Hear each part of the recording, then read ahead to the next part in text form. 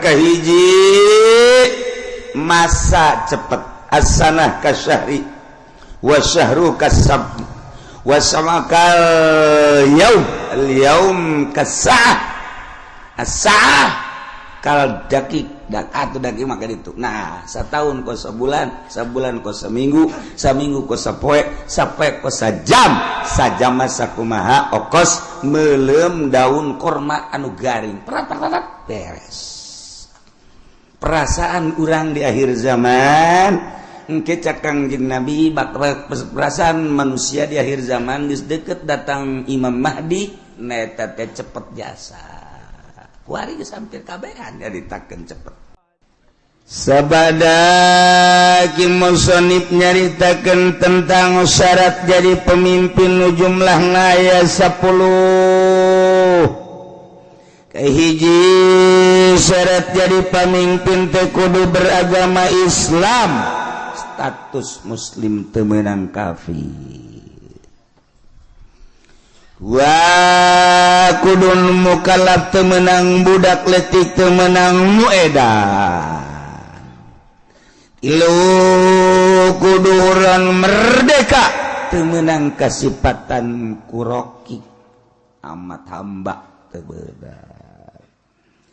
Kaopat zakaron kudu lalaki ulah cewek ulah awewe geus sing hade lamun geus diulah berarti bakal namun dipilih nimbulkeun karusakan tur nu milihna doraka. Sing ade nu kamari pernah milih awewe kudu ditobatan. Oh cenah teh mah kiai meureunanan teh mah nu ulah ge cak kiai di kulon ulah ge imam salat awewe imam pamimpin mah teu naon sakeun. Oh kiai ongkoh nyana maca kitab tilok berarti kiai si tilok baca kitab macana Quran lain kiai teh kuyai mun nya ge maca kitab ieu tah baca tazakaron. Jadi kiai pan di negara urang mah lain negara Islam, negara demokrasi sarua. Ketika urang berhadapan jeung masalah eta, urang babagi supaya ulah terlalu jero teuing kasalahan urang. Geus masalah demokrasi, nyieun kasalahan meleg-meleg atuh ulah keun bae teh mah nyieun aturanna demokrasi. Urang kuari mah ulah terlalu ketiban tangga. Jatuh ketiban tangga jadi rengsek teman-teman. Kayak gitu baru jatuh doang untuk ketiban rada deres paling ringsek doang guys. Nah jadi orang ulah sada jadi negara demokrasi ulah dipilih awewe aja nyelamatkan diri orang baik. Si aya kiai anu ngajakan oh kiai geus mangga jang kiai bae teh mangga nyebrang di jembatan Siratal Mustaqim kiai bae gitu. Isya aing mah hiber. Geus beres. Ulah sok sia. Mejeuna ulah sok ka kiai model kos kitu mah. Kiai kudu disoan model kos itu. Sia goblok, kiai lebih goblok. Tolol tungtuna turut begeun kiai. Aduh, ampun. Kelima kudu bangsa Quraisy maksudna aya benang merah jalur kepemimpinan kudu boga jiwa pemimpin. Mun teu boga jiwa pemimpin rusak negara acak-acakan. Kagenep adlan kudu nu adil benar-benar teu mementingkeun diri sendiri. Nyana siap untuk membangun bangsa jeung negara. Aya tanda-tanda keadilanana. Sebab kadele kurang hiji mun naik mobil kacana tilok ditutupan. Mana coba teangan pemimpin anu teu nutupan kaca moal aya. Dua mun boga rokok nyana teh kadele masyarakat hayang ngarokok kajenting nyana teu ngarokok-rokokna dibikeun ka masyarakat. Tah eta kan ngeunaheun kana hatena. Menang we satahun pajakna dicokot, rokok dibikeun pajak dicokot. Bloon. Nu jelas kudu adil. Urang neangan adil hese. Ketujuh mujtahidan pinter berarti sebab itu negara lain desa-desa acat berarti loba konflik anu kudu dipecahkeun permasalahan anak nyana teu kudu tuh nyatanya deui andai kata nanya hanya sekedar perbandingan jeung ilmu nu aya di otaknya anak supaya lancar ieu negara kudu mujtahidan. 8 sujaan kudu gede wawanen gagah ulah nu pelya-pelye gagah ngindaheun urang boga pamimpin nu gagah kumis gede mantap hehehe janggotan cambangan jadi urang neuleut tanjagna ge asana betah urang barang neuleuh presiden atau raja orang ya ini mah beti kali kumisan janggotan sama ulah datang ke kos itu bagus mun kunjungan ke Arab bisa didumling gitu. Sujaan kudu nu gagah 9 zaroin yang kaharep sing ade yang kaharep si ayang ke kaharep jang diri urang bae salametkeun tanggung jawabna ke di akhirat orang maka ditanya engke ieu mah nunggeus mah geus bae geus tanggung ka neraka geus nunggeus mah geus ieu nu endek bae endek nah deuleu ku urang mana nu gagah lalaki geus menaya aya we ulah lalakina nu gagah pinter eta nu dipilih ku urang kajen nyalametkeun diri urang bae eleh menang sabodok aing mah geus sakitu tak pemikiran aing teh ya lantaran engke ditanya di akhirat jehe kumaha gitu 9 zaroin ngabogaan pemikiran nu luas wawasan anu jero nu luas sebab negara 10 boga dedengan sempurna dedeluan sempurna ucapanana sampurna hartina teu balelo ulah ro jeung al sarua cadel ngalana mal beres atuh ro jeung lam kudu beda ro lam lamun akur engke teu bisa sifat anu wajib di Allah kesifatan ku sifat basol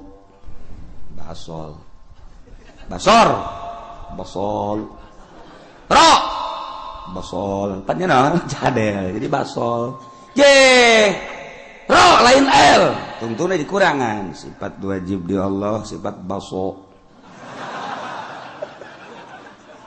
pan baso aing re teu bisa lam salah mending baso kan jadi salah tuh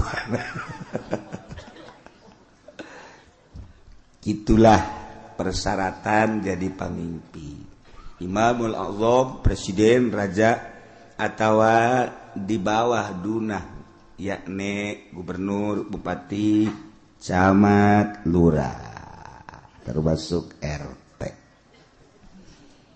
itu teh raja RT teh sakarajaannya ana wae sa RT urang jadi takeun RT raja atuh pakai celana pendek pada RT raja kuari deuk nyaritakeun kasahanana jadi imamah kumaha ieu sahna nyana jadi pamimpin seseorang anu memenuhi persyaratan 10 tadi sesuai dengan kriteria anu tadi nyana bisa sah memimpin bangsa kutilu perkara nomor kahiji wa tan'aqidul imamatu bil bai'ati wa tan'aqidul imamatu bisa kabundel nyangred sah maksudna jadi pamimpin sifat pamimpin yakni imam presiden gubernur bupati bil bai'ati ku bai'at di bai'at di zaman baheula pertama nu di bai'at ialah Sayyidina Abu Bakrin Siddiq radhiyallahu anhu. Pertama nu di beat jadi pemimpin adalah Sayyidina Abu Bakar Siddiq. Seluruh sahabat anu ngabogaan wawasan anu sampurna berpangkat ijtihad mujtahid berbagai kelompok tina kelompok dicepol untuk mengesahkan kepemimpinan Sayyidina Abu Bakar Siddiq radhiyallahu anhu. Datangkeun Sayyidina Abu Bakar bari Sayyidina Abu Bakar mungeun Sayyidina Abu Bakar mah. Cerik Sayyidina Abu Bakar ketika dipilih jadi khalifah embung. Masya Allah sarua ketika Sayyidina Umar ge di beat jadi pemimpin sarua sedihun Sayyidina Umar lantaran sarua jeung ngangsongkeun diri ka seuneu. Nomor kahiji di beat lain hayang di beat tapi masyarakat tokoh masyarakat ngabeatnya dijadikan pemimpin. Mentek dituk Kangjeng Nabi tanda akhir zaman geus deukeut datangna dajjal nomor kahiji masa cepet as-sanah kasyahri wa syahru kasab wa samakal yaum kasah as-saah kal dakik dan atuh daki maka itu. Nah, satahun ko sabulan, sabulan ko saminggu, saminggu ko sapoe, sapoe ko sajam, sajam sakumaha okos meuleum daun korma anu garing. Perat beres. Perasaan urang di akhir zaman engke cak Kangjeng Nabi perasaan manusia di akhir zaman geus deukeut datang Imam Mahdi neta teh cepet jasa. Kuari geus hampir kabehan nyaritakeun cepet. Kaiji. Disusul kedua yang mukjizat Kangjeng datang ka kos kitu teh nyaritakeun masih kana jauh ribuan tahun ku Kangjeng Nabi geus dicaritakeun. Di akhir zaman sabada terasa cepet ku kabehan zaman bakalna cuaca genjlong. Cuaca genjlong teh artina nu ngaran usim hujan, nu ngaran usim panas. Usim hujan dieusi ku panas, usim panas dieusi ku usum hujan, sehingga sulit bagi petani untuk menerka musim hujan iraha. Sebab teu jelas hujan, teu diperkirakeun bulan eta hujan bae. Teu diperkirakeun bulan eta bakal teu hujan, teu diperkirakeun bakal hujan, teu jadi genjlog waktu. Eta geus tereh deukeut Imam Mahdi datang. Nu paling deukeut engke setahun hujan teu eureun-eureun. Hujan beta mengacrek bae hujan ke eureun sajam 2 jam mendung deui hujan. Ke eureun sajam 2 jam 5 jam aya genep jam eureun teh hujan ke hujan deui ngacrek bae hujan. Ke aya 12 jam teh hujan berarti sapoe tapi mendung ke beuting na hujan atau peuting teu beurang hujan setahun kitu bae cuman eta hujan teh layum bitun nabat henteu ngajadikeun tatangkalan ongko hujan tapi gararing teu jaradi pepelakan nu melak naon bae ge biasana mun kahujanan nyembrung ieu mah malak garing teu jaradi. Nah lamun geus eta terjadi eta geus detik-detik terakhir bakal datang Imam Mahdi. Kuari mah kakarak datang ge ka hiji perasaan cepet zaman nomor kadua waktu geus ada ngagenjlog kuari. musim hujan, musim panas. Mata Kangjeng Nabi Masya Allah, ieu mujizat Kangjeng Nabi. Kula masuk mutalaan, mujizat pohara geus karasa ku ari. Tinggal ngecerk hujan. Engke aya suara di berbagai pelosok. Di kaler aya suara seperti suara ki trompet. Atau suara ti kidul. Atau ti kulon suara ti wetan atau ti jerotan aya suara gesekan atau suara ti luhur ieu ge sarua geus tereh datang. Nah ieu ngecerk hujan ti Kanjeng Nabi bakal ngecrok tapi teu jaradi tatangkala panas ongkoh musim hujan tapi panas. Kokos urang naik mobil mewah tapi kesana. Slow bapan gue. Naik mobil dah mau Fortuner, AC-na gede. Tapi di jero mobil kesangan. Sebabnya ada di udag-udag hutang. Mobil lagi ngiriditan hutang. Kawin mah ya 3 aya 4 nah. Ngan dibobodo kabeh ge ku duit na ngahutang di bank. Nah iya ke di akhir zaman baru dah jin ke baru gak hutang kabeh. Masya Allah penelian hadis Kanjeng Nabi akhir zaman geus rada loba di antarana engke jelema lalumpatan menuju neraka. Cak Kanjeng Nabi di akhir zaman mah kabeh jelema lalumpatan menuju neraka. Sahabat caricing bae. Maksudnya salah tante Kanjeng Nabi ngomong nyarita. Kanjeng Nabi balik deui ngomongna di akhir zaman mah jelema lumpat kabeh ka neraka percis kos kuya mun dibahasakeun urang mah. Kos kuya ngagejeburkeun diri ka cai. Kuya di luhur aya naon bae gerbek brus kuya mah ka cai. Aya naon gerbek brus. Ta ieu masyarakat manusia di akhir zaman percis kos kuya nyalabatkeun diri ka cai ieu ge lalumpatan ka neraka. Jadi ngegejebur-jeburkeun maneh ka neraka di akhir zaman mah. Sahabat tetep masih culak-cileuk keneh wae. Masa sih cak hatena. Neraka kan seuneu.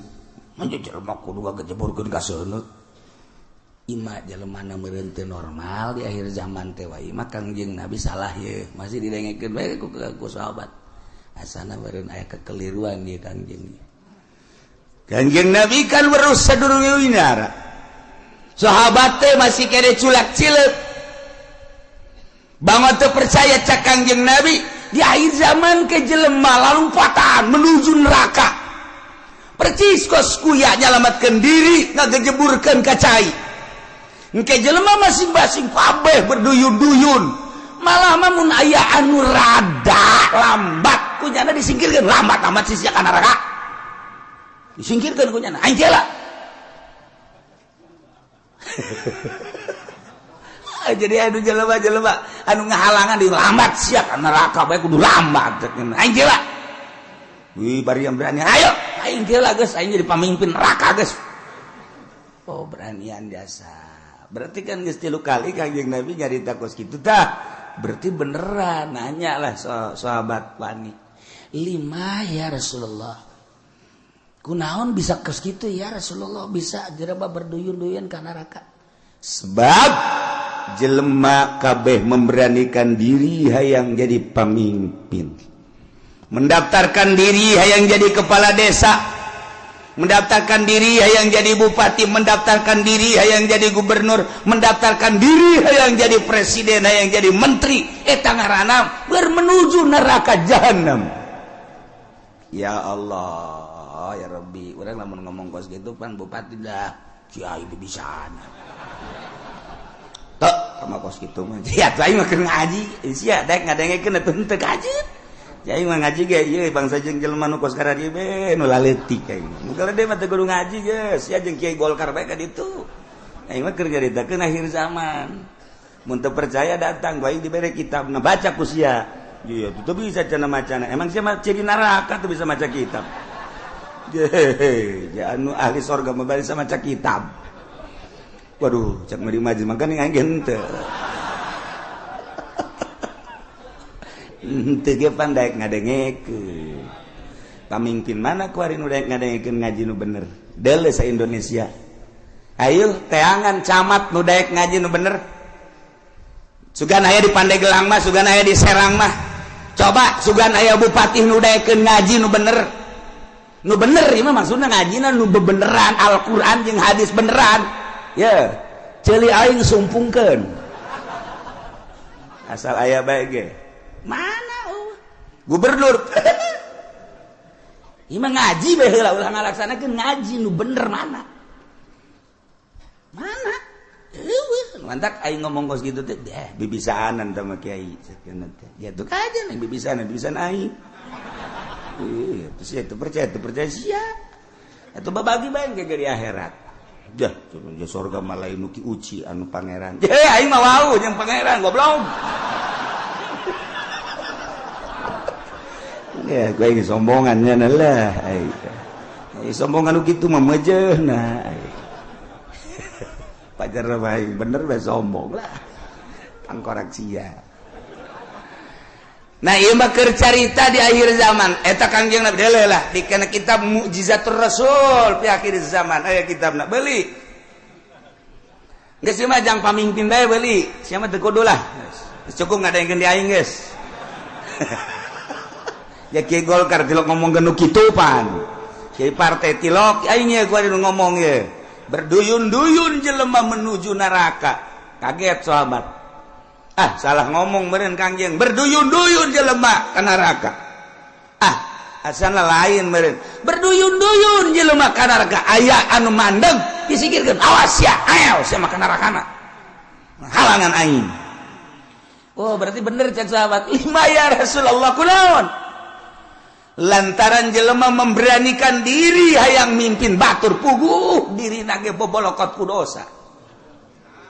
Dek mimpin batur pan di zaman Kangjeng mah asal aya nu hayang we nyekel bendera memimpin perang ulah cek Kangjeng Nabi berarti aya goron di balik mimpin perang aya keinginan nu tersembunyi di jerona ada udang di balik.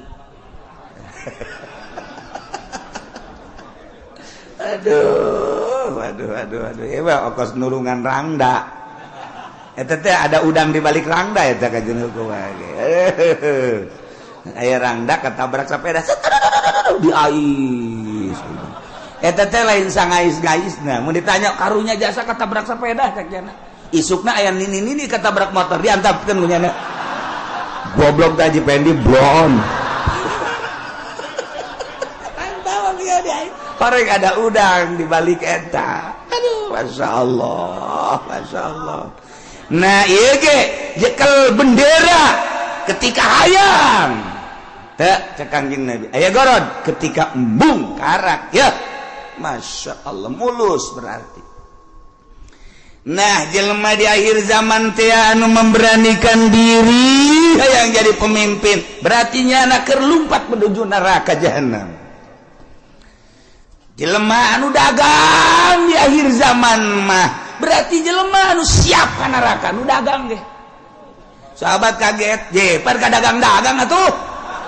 Kaget sahabat ge pan ka dagang-dagang kunaon? Sebab di akhir zaman mah eueuh anu teu riba. Dipikir jah berarti menuju neraka kabeh. Eta geus deukeut tamatah geus kos kitu mah geus deukeut jasa. Nah, geus cerita akhir zaman. Tanda-tanda akhir zaman kasatu waladi zina, tanda akhir zaman teh mabok, tanda akhir zaman teh kitu sarik maling, kabehan maling. Geus puguh masyarakat maling HP, maling sepeda, maling motor, maling mobil. Atuh jadi negara ge maraling, beda ngaran doang. Jang masyarakat mah maling, jang di luhur mah korupsi, beda ngaran. Urang lembur teh nyahoan korupsi pajar lain maling. Aja maling, mun urang bebeja ka urang lembur kan ini tuh, itu tuh tukang korupsi, bagus amat.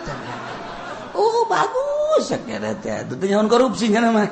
sarua jeung air mineral barang kurang dibere ini air mineral embung ini mah air mineral mah kunaon eta kan dicampuran mineral oplok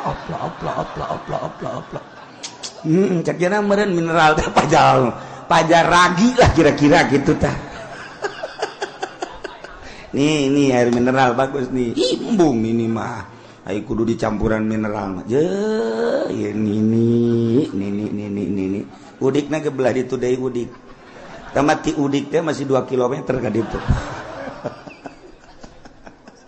eta loba bahasa-bahasa di akhir zaman mah urang lembur teh nyaho maksudna ditekan situasi dan kondisi cak urang lembur teh mah kiai isi-isian malulu cenah ngomongna ieu mah teu betah urang lembur atuh dibere bahasa kos kitu nyana ndek inteleka ieu urang lembur teu ngarti eta teu nyambung ngaran di lembur mah ngomong lembur bae waktu sekolah ye loba jasa nu nitahan bahasa Indonesia teu betah ieu mah emang teu betah teu bisa Aing teu bisa asal pakai bahasa Indonesia bae kandas okos urang rajek bahasa Jawa kebal-kebal Sunda deui bae nya ge. Aduh, Masya Allah. Nah, iya. Jadi orang namun nyaritakeun mujizat Kangjeng Nabi kadang hayang seuri bahasa Kangjeng nan hayang seuri hebat amat ngabahasakeunna yusafiruna ila jahannam. Ih. Berangkat kabeh ka jahanam. Ai. Muka dua yas'auna ila jahannam. Lumpat yas'auna mah yusafiru mah leumpang, yas'auna mah lumpat. Sahabat kaget, penyaluatan si ka jahanam.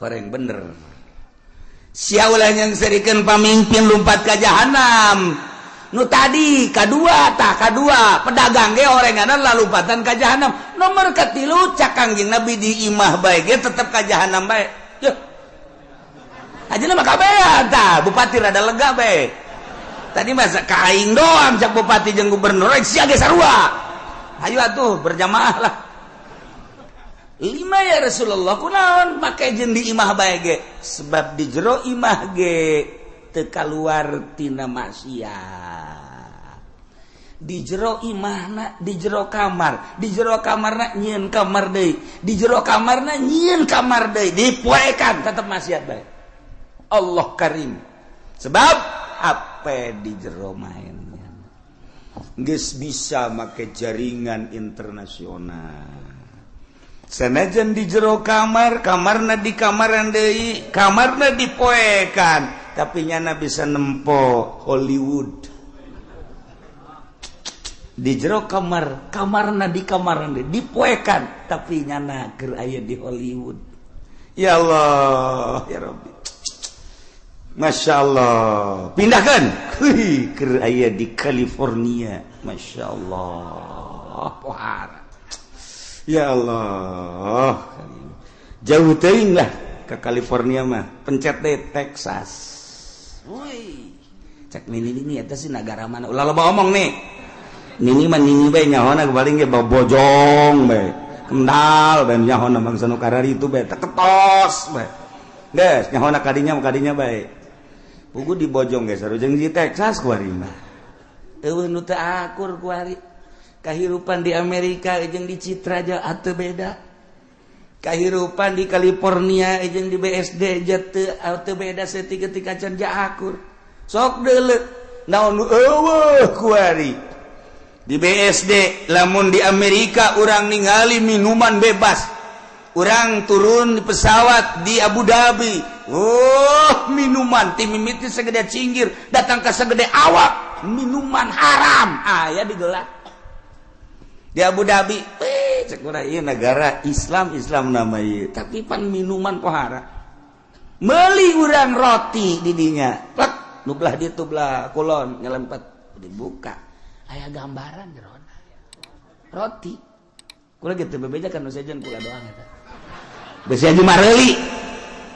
Roti, meuli roti garing belah ditu belah ieu kan minuman tuh. Wow, barulut tempat teh di Abu Dhabi. Cek ulah teh meuli roti belah ditu tah. Nah. Meuli detik sagede korma segala naon teh.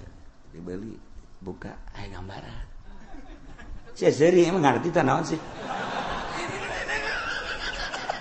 sudah aya gambaran teu make calana sia geus ditutupkeun deui ku kula lah dia kang banjang bawaan ka imah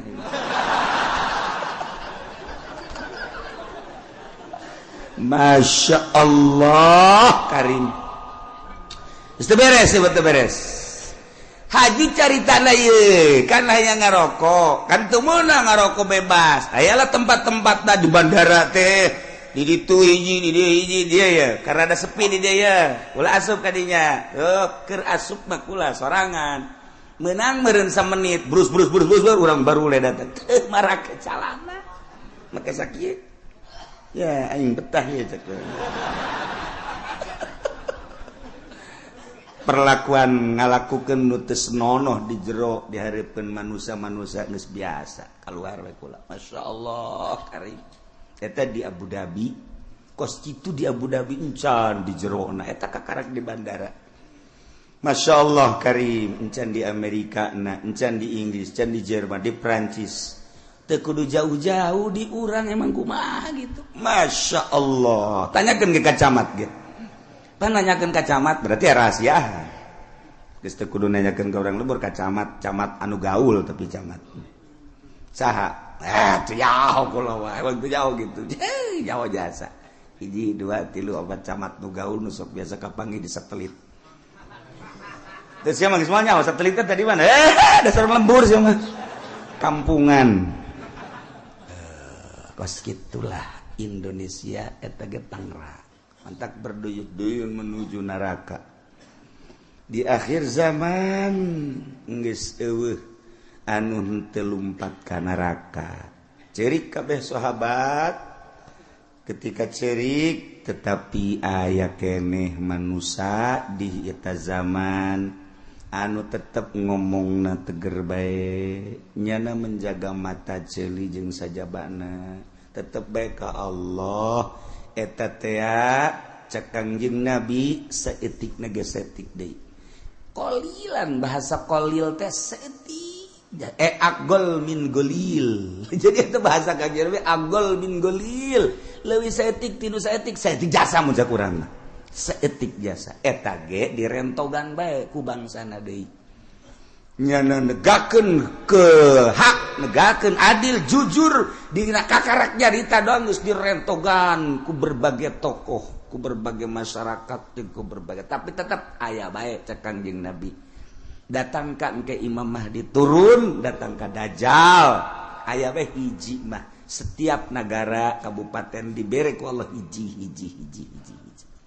cuman geus hese nyalametkeunana sakadar nyarita ilah Kangjeng Nabi nyaritakeun mukjizat di akhir zaman geus kuari mah zaman geus karasa cepet waktu ngageser geus encan doang hujan ngecerep satahun angkep lamun kula nyaritakeun Mekah bakal dilebaran Madinah bakal diberet geus eukeur malah nah ieu tinggal hujan ngecerep satahun tapi teu jaradi naon teu jaradi jelema berduyun-duyun menuju neraka jahanam teu karasa Masya Allah tetep urang mantak ngaji urang hayang salamet mudah-mudahan urang kabehan disalametkeun ku Gusti Allah keluarga urang pemajikan anak incu urang disalametkeun pamimpin urang geja eta mah ku nafsuna ieu ketika nyana ngaragap nurani nama tetepnya lagi ceurik sarua bae hayang salamet mudah-mudahan dibere babalik pikir kemudian nyana bisa ningali ka arah anu salamet amin ya rabbal watanakidul imamatu bisa sah jadi pamimpin jadi presiden bil bai'ati ku di bai'at wal asahu nurutkeun cekal asah bai'atu ahlil hilli wal iqdi saha minal ulama'i war ru'asa'i wa wujuhin nas alladzina yatayassaru ijtiba'uhum artina nu milih nanti kudu keseluruhan negara nama bentukna khalifah tapi praktek memilih nama beat kulantaran beat teh aya baiatu ahlil hilli wal iqdi berarti aya pemilihan demokrasi sebab ketika harita nu hendak dipilih diangsongkeun tilu tokoh lain bae Sidina Abu Bakar Siddiq ayat tilu cuman nu dipilih Abu Bakar Siddiq berarti kan hampir mirip secara demokrasi pemilihan nama dipilih biasa nah ieu keur carita memilihna wal asahu bai'atu ahlil hilli wal iqdi henteu kudu keseluruhan masyarakat nu buta dituntun nu torek dituntun nu nini dituntun teu kudu jadi dipilih per desa sabaraha nu boga wawasan untuk maju lamun sakecamatan sabaraha desa pilih per desa teh mun sadesa aya 18.000 manusia kemudian diperkecil deui ku ari mah di kitu naon ngaranna dipekarkeun jadi 8.000 atau 7.000 per desa eta nu 7.000 tingali per kelompok-kelompokna sasi nu boga wawasan untuk maju ieu teh jang keselamatan bangsa jeung negara ahlil hilli wal iqdi geus ulama nu milihna ulah diberean duit di umrah-umrahkeun supaya manehanana milih segala dibere motor dibere mobil aduh eta mah sogok menyogok ngaranna lamun aya kiai nu narima sogokan ti pemerintah sogokan ti jelema-jelema nu endek calon eta berarti kiai keur lumpat nerleng bae dek menuju neraka jahanam teu kudu ese dengan kiai kos kitu lamun aya jelema kiai dek milih pemimpin tapi jana menerima sogokan ti partai ti ketua ti kandidat berarti eta kiai keur ninggalkeun masyarakatna menuju neraka jahanam tinggal kukula ada ditanya aya eueuh kiai na nogos gitu aya lamun aya pang nyebutkeun saurang coba ulah isin-isin saurang bae di Tangerang bae teu kudu ka sarang-sarang Tangerang aya eueuh aya urang Pasar Kemis aya eueuh sia mah aya bae kagak deketan ka Cilongok sia sia mah deuk ka aing meureun kajen kuku mah ge dasarna sia mah ekstrim.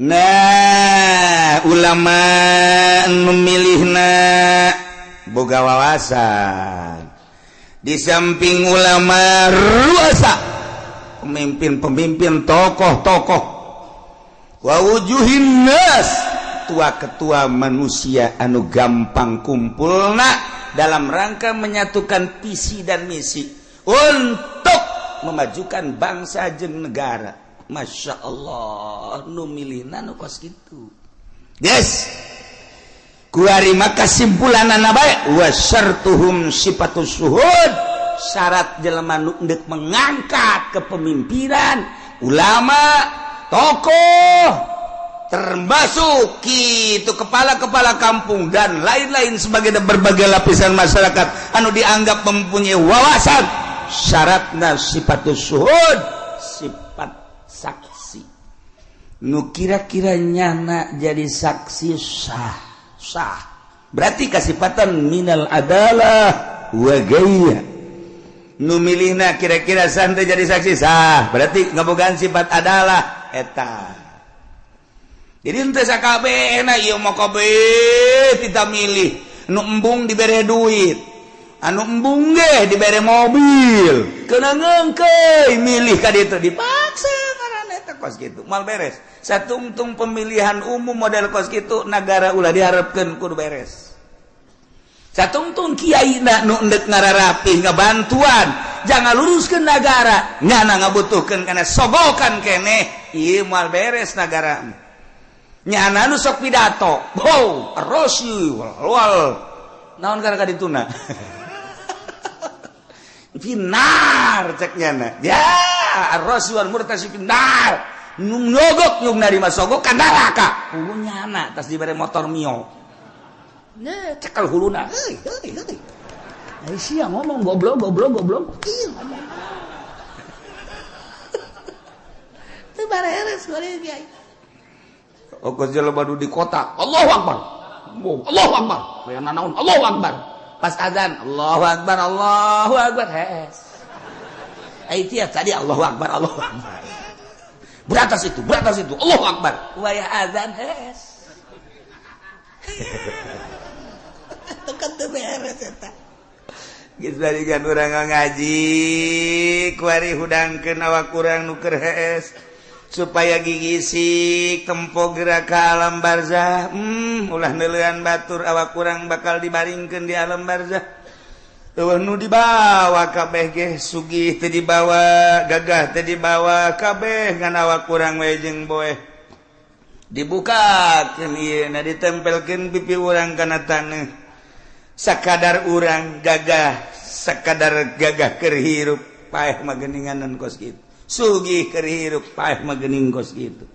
Baring bae bentakeun mata hate urang aing teh bakal kos kitu. Kabeh nu daek milu rekan-rekan ngan sakada datang ka bibir kuburan. Pemajikan jeung anak datang ka bibir kuburan doang. Pemimpin urang, kepala urang, mun urang bawahan ngan datang ke bibir kuburan doang. Selesai. Ditutup kuburan, urang sorangan di jero. Tanggung jawab urang bakal datang amal-amal urang. Bentakeun mata hate urang eta. Nah, lamun geus bentak itu kan rada dijaheuh horengan eta ngaranna bentak, udang ngaranna. Geus inget kanu bogana ka Allah Subhanahu wa ta'ala. Nailah di negara Islam cara memilih pemimpin di beat. Cara ngabeatna cekawal asob bai'atu ahlil hilli wal iqdi, ngabeatna ahlil hilli wal iqdi yakni minal ulama war ru'asa wa wujuhin nas. Ulama-ulama jeung pemimpin-pemimpin jeung tokoh-tokoh masyarakat anu mudah berkumpulna untuk menyatukan visi dan misi dalam rangka melajukan bangsa jeung negara. Syaratna sifatus syuhud kudu sahnyana jadi saksi. Berarti kasifatan ku sifat adalah ulah kabehan memilih jam milih nage nya nama teu boga wawasan. Teu boga wawasan jang ngemajukeun umat bangsa jeung nagara, teu boga pikiran kumaha ieu bakalna lamun dipimpin ku seeta nagara urang, perpolitikan, perekonomian, perbudayaan, leuwih agama. Lamun urang geus nyaritakeun agama, kan mayoritas di Indonesia mah urang geus korban. Jakarta geus dipimpin lain ku muslim tapi ku kafir. Teu beurang di jero kan aya musliman. Eta geus bentuk kasalahan. Mangga bae ieu negarana demokrasi kan tetep bae. Urang teh hese ngayakeun muludan di Jakarta. Cobalah gubernur dipersilakan untuk nyambut. Ayo nyanang ke kumaha nyambutna? Hah? Wih. Sebuah nirwana. Lain Kanjeng Nabi nyarakeun nirwana. Golok ya. Nyaritakeun rajaban panggil coba mal bisa. Jadi geus eueuh agama mah macet. Sedengkeun Indonesia mayoritas agama atuh kudu dihormati mayoritas kajian kumaha ge. Nu mantak ti baheula di urang mah negara demokrasi terpimpin teu murni. Henteu bisa nuturkeun Amerika langsung ka pusat ka ditu secara utuh. Sebab lawan mayoritas Islam, loba ulama-ulama, loba wali-wali. Aya kesenjangan atuh lamun kos kitu. Sebab lawan paling istimewa agama mah Islam. Sebab di Islam mah kabeh merasa terhormati. Kristen dihormati ku Islam mah. Buddha dihormati ku Islam, Katolik dihormati. Pokoknya masing-masing, tetapi anu bercokol memimpin tetap kudu Islam. Nyana tetap dinaungi. Tingali riwayat para khalifah. Tingali riwayat para khalifah khulafa ur-rasyidin. Kabelah dieuna mentak 35 tahun masa kenabian, masa kekhalifahan kemudian ka dieuna sultan kabelah dieuna mah kabelah dieuna cek Kangjeng Nabi sabada eta geus kali itu acak-acakan nya khairul qurun korni terus mayali ali nah berarti Kangjeng Nabi terus sahabat tabiin tidinya ka dia acak-acakan. Urang di zaman acak-acakan tapi masih keneh bisa maca Quran, maca tafsir ieu ge anugerah ti Gusti Allah Subhanahu wa ta'ala. Di zaman akhir anu geus lain lalagaan urusan riba, urusan keadilan geus eueuh, kejujuran geus eueuh, tapi tetep bae aya keneh nu beuntas saurang-saurangan di negara aya komo di masyarakat mah teu rusak kabeh. Sakieu geus alhamdulillahirabbil alamin. Salamatkan diri urang nu ngarunyaan ka diri urang iwati diri urang batur mangan sakadar huhahehe doang. Mantak Tuan Syekh Abdul Qadir kedatangan tamu. Setelah kedatangan tamu nyaritakeun cintana ka seseorang seri Tuan Syekh datang deui tamu nyana nyaritakeun cinta ka seseorang seri geus beres ngobrol nyaritakeun cinta nyaritakeun bendu. Kasih anu mah cinta, kasih anu bendu, kasih anu cinta, kasih anu bendu. Cek Tuan Syekh, cinta ente jeung bendu ente tetep neraka jahanam. Kunaon emang? Sebab cinta jeung benduna lain lillah, aya kepentingan. Urang resep jasa ka tokoh nu itu, ih pohara. Emang kunaon mantak resep sok merean bae. Aing bendu jasa kasih itu, kunaon pelit. Tuh kan? Aing resep biasa ka kiai itu batu. Emang kunaon kiai itu mah naon bae ge jeung meunangnya nama. Itu suara mah meunang bae, anu mengkredit meunang, segala meunang. Kalau deposito meunang, aing geunaheun. Kadinya aing bebarengan jigana nonton bola tah, kiai mah kudu kos kitu internasional. Aing resep jasa ka janama. Benduna kasih itu bendu jeung resepna kabeh lain lillah sarua jahannam. Masya Allah.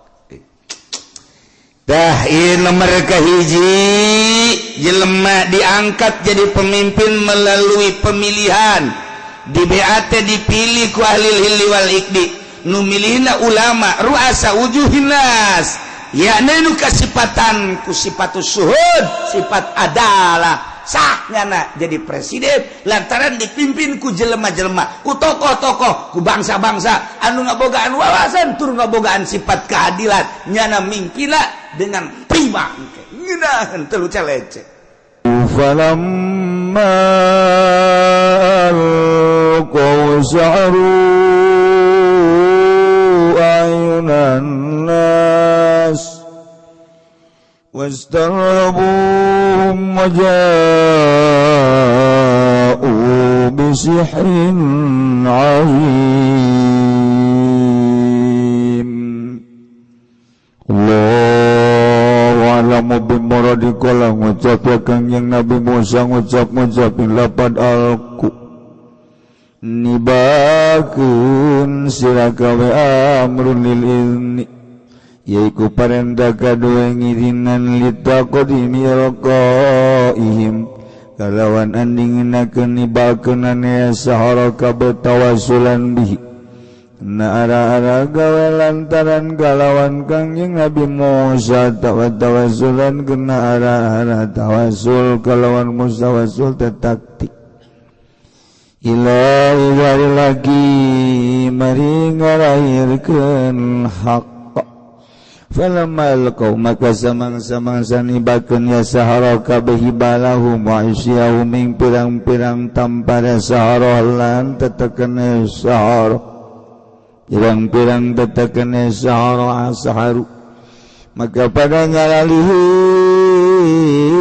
ya sahara kabeh ayunan sing pirang-pirang mata manusia Salah puhana kikoti dokia tegese molahakeun ya sahara kabeh aing ayunan nas saking hakikat nemone ayunan nas wasarhabu namring memadani ya sahara kabehum ing nas khawafuhum tegese memadani ya sahara kabehum ing nas haitsu khayaluha hayatan tasa sekira-kira ngareka ya sahara kabeh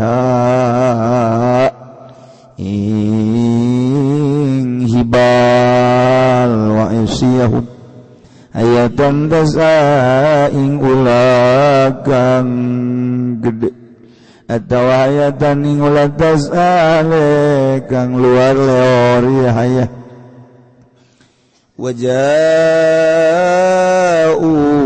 lanta kaya sahara kabeh bisirin nazim kalawan sihir kang agung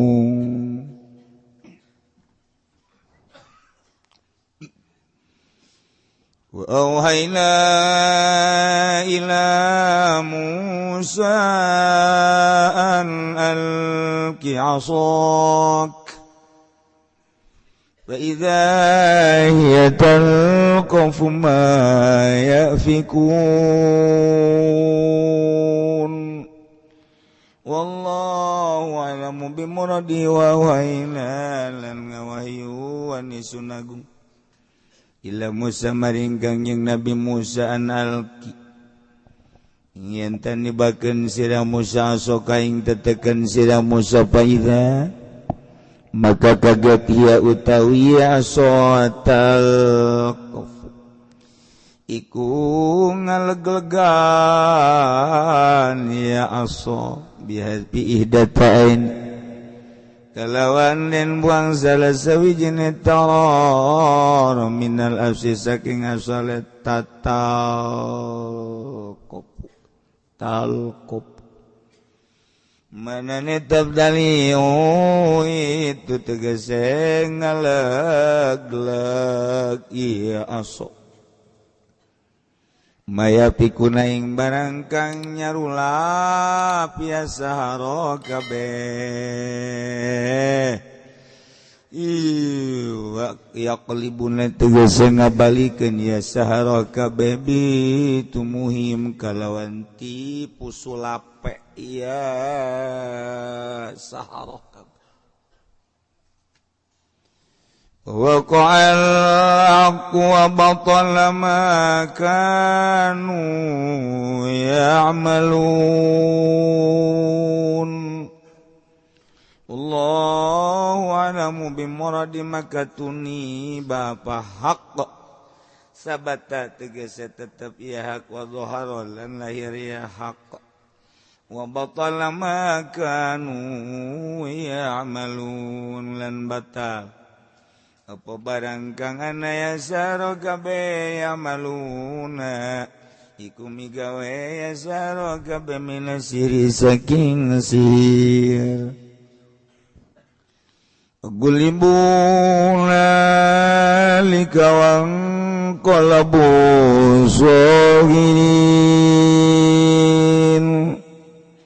Allahu a'lamu bimuradi maka dan lini ya Fir'aun wa kaum tegese Fir'aun wa kaumuhu lan kaum Fir'aun hunalika ing dalam kene panggonan wa qalabu lan nerima kebalik ya sahara kabeh soginin aleka ngina kabeh soru dalilina gezadadi ya sahara kabeh ku kang hina kabeh wa ulqiyas saharatu sajidin lan den tibakeun apa pirang-pirang ahli sihir sajidin alekang sujud kabeh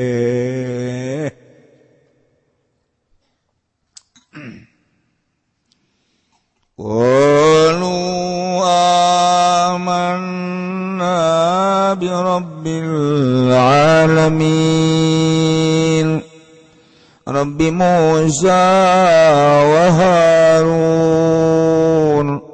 qalu ngucap ya sahara kabeh dep ngucapin lapan aman nang imankeun ingsun sadaya bi rabbil alamin kalawan pangeran alam kabeh Rabbi Musa tegese pangeran Musa wa Harun lan Harun li ilmihim kana waruh saharah kabeh bi anna ma syahaduhu kalawan satuhune barang kang nyakseni ya saharah kabeh ing minal asa saking tetekan la yata'atta bisihri ikora narima tekaya mak kalawan sihir bisihri kalawan sihir.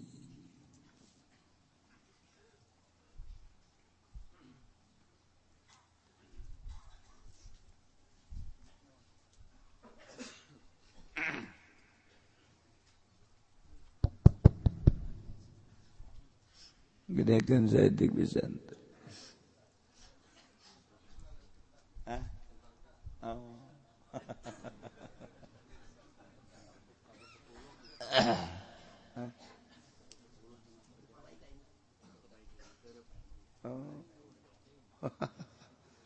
Sebelum enggak sangka.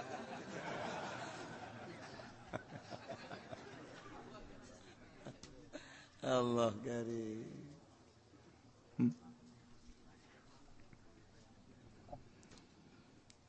Beneran ya teh keur nyaritakeun tentang pertandingan antara pesihir Firaun jeung Kangjeng Nabi Musa nu mawa mukjizat. Nyaritakeun tentang ngaduna sihir jeung mukjizat. Masya Allah. Setiap Rasul terus baik ku Gusti Allah diberi pertandingan supaya ketinggali hakna mukjizat, supaya kadulu benerna mukjizat andingkeun jeung sihir. Lamun para rasul pertandinganana sihir jeung mukjizat, setelah para rasul teu aya, agama dilanjutkan ku para sahabat, dilanjutkan ku para tabi'in, dilanjutkan ku para aulia Allah subhanahu wa ta'ala. Ya terus lamun Nabi dibere mujizat tanding nasir, wali dibere karomah tandinganana tetap sihir.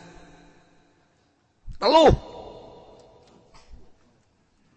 ulah kaget lamun kiai diteluh, ulah kaget. Jak Kangjeng Nabi ge lamun teu diraksa ku Gusti Allah mah teu diteluh. Sarua bae. Terus datang ke kuari.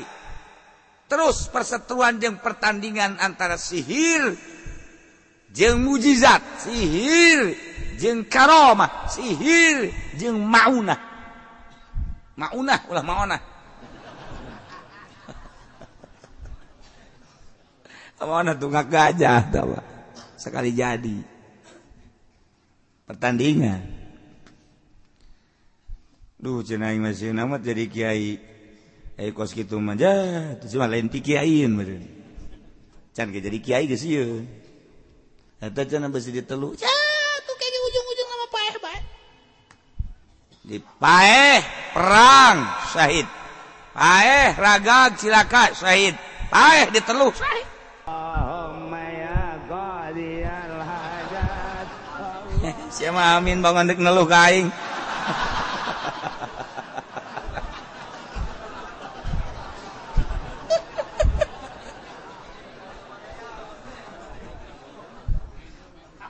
Iya, tidak sekarang itu, masya Allah, kayak kaget. Ya orang mah atuh boga pendamping belah dituna Gusti Allah besi terlalu keren pendamping Gusti Allah mah isin aya malaikat tega dampingi orang. Mantap, orang teh ya orang segede orang, kadang-kadang sok aya aneh, kumaha anehna. anehnya kadang-kadang orang si pentingan najong itu maksudnya itu tidak udah malaikat teh namun lain malaikat jin meureun salah jalan jin ge ai hampura cek aing salah jalan kata aja urang ngan urang mah geus udang data jam seperti jam 2 deuh puting kene sial jasa rep deui boda pada tanah Allah eta teh geus aya bimbingan berarti urang lamun sering maca sholawat deui wiridan mah sholawat kakula sok anu maksa mantau wiridan jetu sholawat datang keluar mah dibere sholawat di bae cek gini ai sia kumaha sholawat teh ka Kangjeng Nabi teh afdalul makhluqat sambungkeun diri sia ka Kangjeng Nabi ku sholawat hayang naon ujianana sia masuk hararese jasa beda sholawat teh ngomong yang babaturanna sholawat di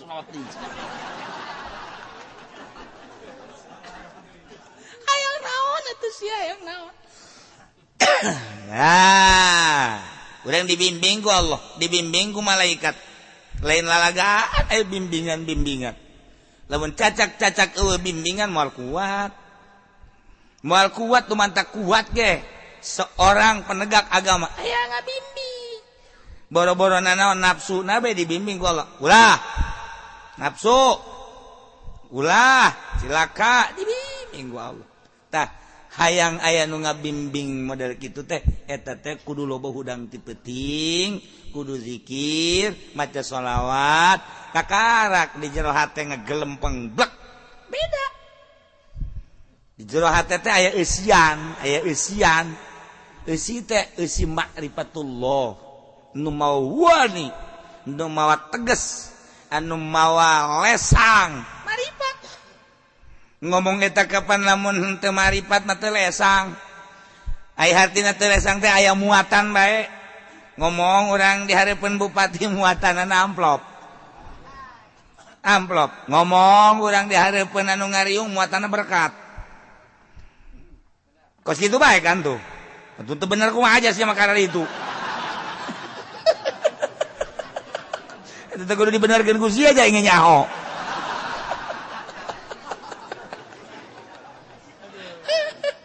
Sok ayo nu mantak ayeuna mah kiai anu naek ka panggung kuarir kiai nu naek ka panggung dalam rangka kitu kampanye eta teh berarti kan muatan dalam rangka pilkada pilgub muatan eta teh kos kitu henteu cenah kunaon mah ikhlas sod ikhlas ka dieu coba ka dieu sia sodna kumaha sodna goblok ikhlas ya balik baik kayak mah tadi ongkosan sial capek ongkos bener kan Bon nah iman newak nu aya bae lah padahal lain kanyana bae kasih ge sarua ieu keur carita ieu mah muatan teh mawa teu teges geus engke kadengenage lain deui. Saya teh si mana? Si anu ngadiran za kiai. Naon tuh kampanye nyatakeun naon tuh? Kiai kos kitu ieu tah.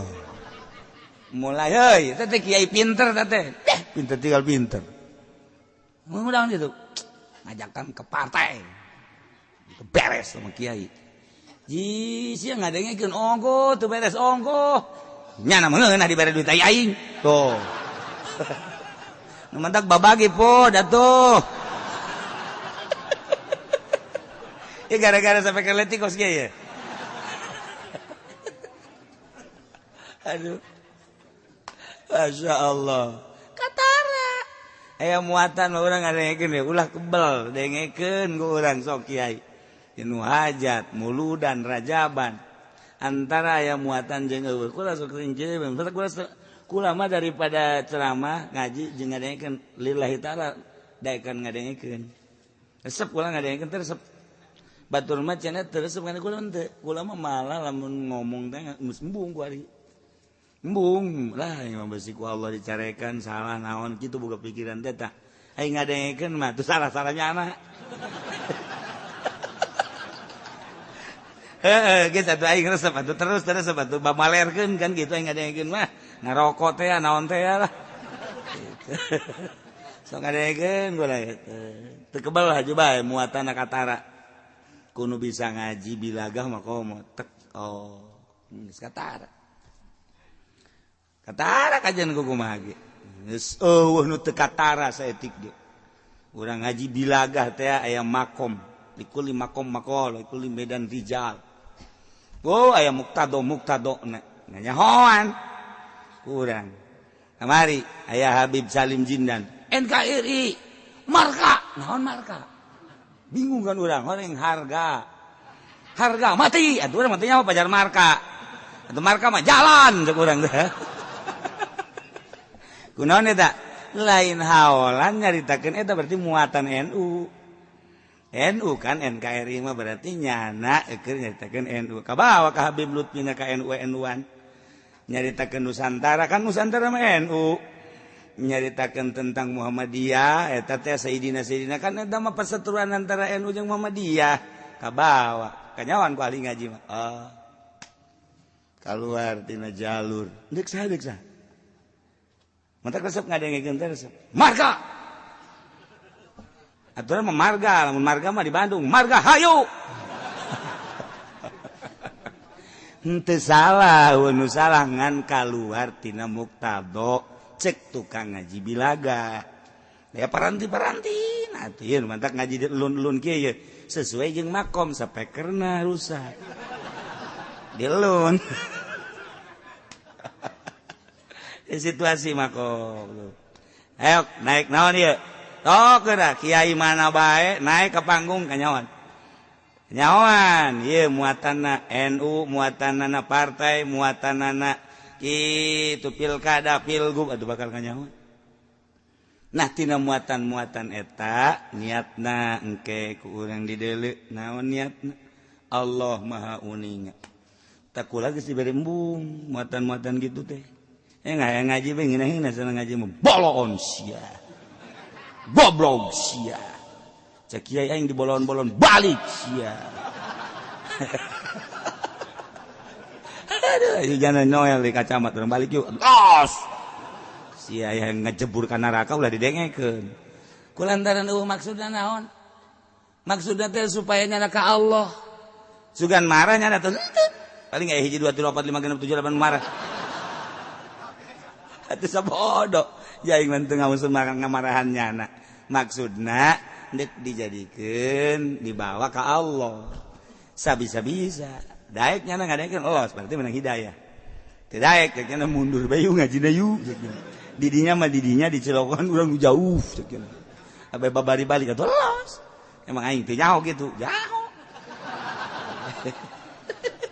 anu ngabejaan tuh di masjid aya hiji nyaho zaman tadi teh di dieu ngajina kudu jauh ka ditu bong aing lamun sasalaman cenah teh poe aing carakan malulu itu konon ngomong gitu tuh sia ngaji ongkoh aya anu geus bugraget teh sok kula bugraget kiai tapi kunaon tuh aya rekamanana mah menta deui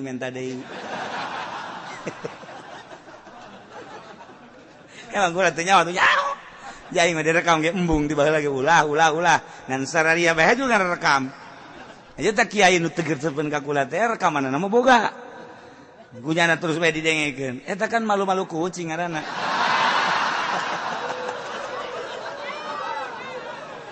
ngan henteu nanaon kula mah hari nyana aya mangpaatna mah tu mangga bae baik bae henteu aju kulana bendu teu mun kula bendu bae carekan ku Allah hendak eueuh nu dipake ke bendu sasaha ge pamarentah emang kula bendu ka pamarentah henteu ka bupati deukeut ka gubernur deukeut komorano karno pernah shooting bareng ban baheula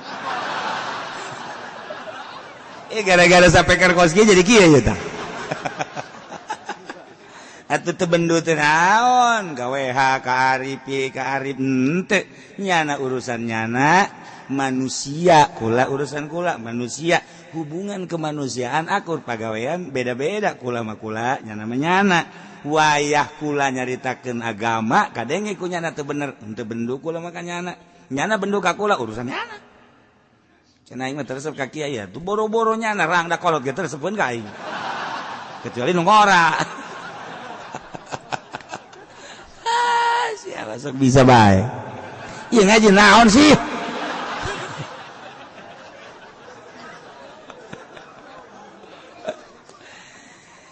kulantaran ieu dongeng Kangjeng Nabi Musa di luar loba nu ngadarengekeun hayang kelanjutanana urang mah di jero bisa ngadenge di luar makan teu karunya sedengkeun ieu kan rame sebab pesetruan ngadu sihir jeung mukjizat ndek diperagakeun ieu teh antara sihir jeung mukjizat kulantaran situasina urang mah bisa bae dipaksakeun di jero di api nu di luar mapan karunya nah ieu mah urang sakieu bae wallahu a'lam.